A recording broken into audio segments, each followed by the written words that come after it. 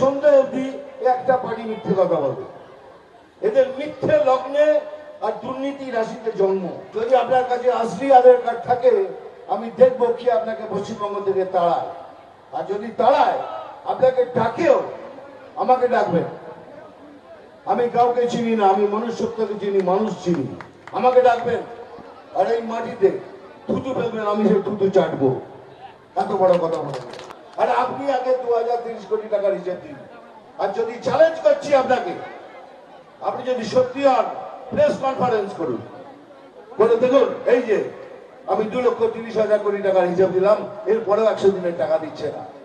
আপনাকে কথা দিচ্ছি, আপনি তো পথে নামবেন, তার সঙ্গে সঙ্গে আমি ওই ফুটপাতে আমিও হাঁটবো আর বলবো এইবার সব হিসাব দিয়েছে, এবার পশ্চিমবঙ্গকে টাকা দিন, আমরা গিয়ে সেন্টারে দাবি করবো।